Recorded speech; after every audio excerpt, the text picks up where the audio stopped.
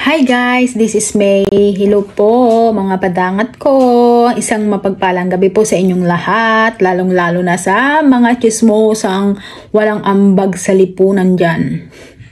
Well, may narinig pala ako na ang arte-arte ko daw sa trabaho. Kasi nahirapan lang daw ako ng konti dito, uwi na daw ako ng Pilipinas, wala daw akong pangarap sa buhay, wala daw talaga akong mararating. Agad-agad, walang mararating. Napaka-judgmental naman talaga ng aking mga kapitbahay. Well, sabi pa daw, nagsayang lang daw ako ng effort, pera at ng oras to get here. Pera mo ba yung nasayang? Oras mo ba ang nasayang? Hindi naman, di ba? Pera ko naman, effort ko naman, di ba? Hindi naman sa'yo. Hindi naman sa inyo. Well, to be clear lang, okay? Ayoko magmaldita for today's video. Kasi, mabait ako ngayon kasi wish granted na yung matagal ko nang pinagpe-pray kay Lord. Unang-una, hindi po ako nagpunta dito para magsayang ng pera at oras at ng effort. Getting here is just a plan D. Kasi I had a plan A, B, and C too. Before I get here, may mga una na akong in-applyan na bansa which is nag-offer sila ng residency or permanent residency. And one of my top priority is magkaroon ng PR. Kasi unang-una, gusto ko kasi yung anak ko madala sa ibang bansa at mapag-aral sa ibang bansa. Pangalawa, gusto kong makuha ang magulang ko. Gusto kong matry ng nanay at tatay ko yung nag-i-snow na bansa. Though, siguro hindi nila kaya ang lamig kasi hindi sila sanay. Pero yun ang pangarap ko para sa kanila. Yung tumira sila sa bansa na may snow. Actually, wala naman kasi kayong alam sa mga plano ko sa buhay, kaya wag kayong masyadong judgmental na sasabihin nagpapasarap lang ako kung saan ako pumupunta pagdating ng oras uwi. No. Kung pumunta man ako dito, yun ay choice ko. Kasi unang-una, natitingga ako sa Pilipinas to wait my papers. So, ang ginawa ko, pumunta ako dito. And, ayun, lahat naman na nagastos ko, nabalik na. And then, may naipon na rin naman ako para sa pag-uwi ko.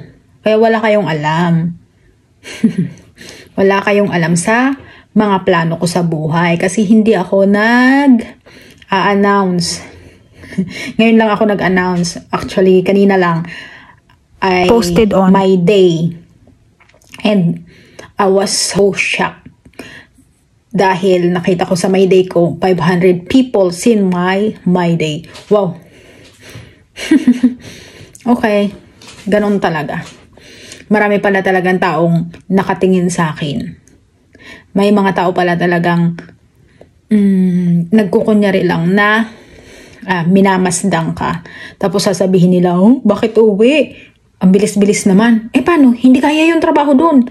Nag-inarte. Wow, ako ba mag-inarte? Wala akong ginagawa dito.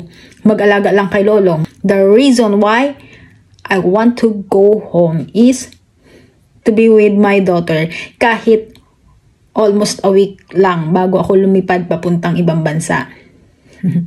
At hindi ako uwi ng Pilipinas na walang kasiguraduhan sa pupuntahan ko. Kayo na nga nagsabi, alipin ako ng pera. Mukhang pera ako. Mukhang pera talaga ako. Hindi ako mabubuhay na walang pera. Unang-una, ang sahod ko dito ay napakaliit. Kasi natry ko na mag-business. Nakahawak na ako ng libo-libo, 100,000 sa business. Every month. Ito lang naman ang pangarap ko. Yung mapunta sa pinakamagandang lugar. That's why, pagdating ko ng Pilipinas, nag-apply ako sa 3 bansa. And then, I'm still waiting. At habang nag-aantay, naisipan ko pumunta dito. Kasi kahit papano, may pera akong maiipon while I'm waiting for my papers. And ayun, pinalad. Kaya ako uwi. Hindi ako uwi nang wala lang. Kasi hindi naman ako nagpapasarap dito. Unang-una, ayun na nga.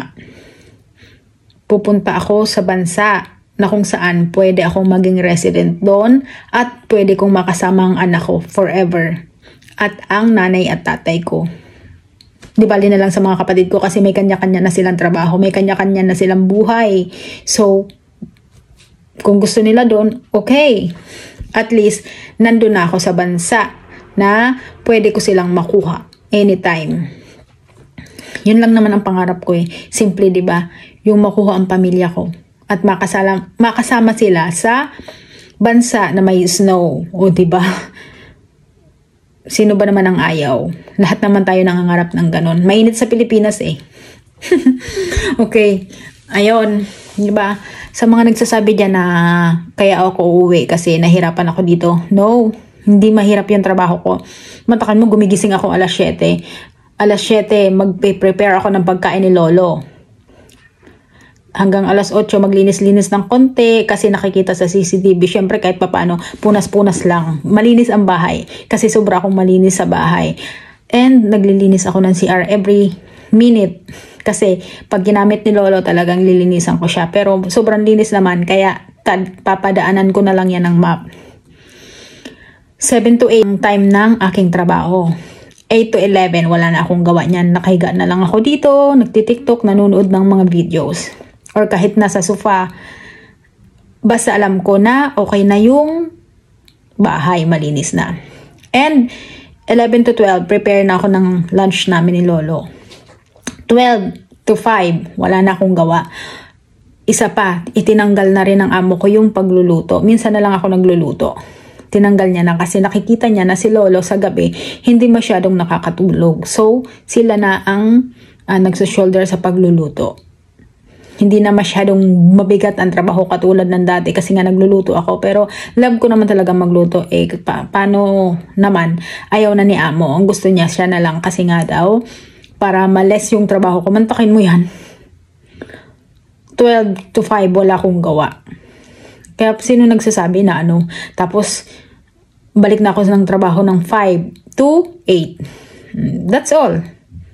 Wala. Pabalik-balik lang. Ng kusina, sala at dito sa kwarto. Kaya sino nagsasabi na nahirapan ako dito kaya gusto kong umuwi. No. Unang-una mukhang pera ako. Hindi ako uuwi. Basta-basta. Kasi kailangan ko ng pera para sa anak ko. Kaya huwag kayong masyadong judgmental dyan. Hindi nyo alam kung ano yung totoo. Okay? Sige na. Medyo nag-init lang yung ulo ko na nagsabi nag-inarte ako dito. No way. Sige na, bye-bye na.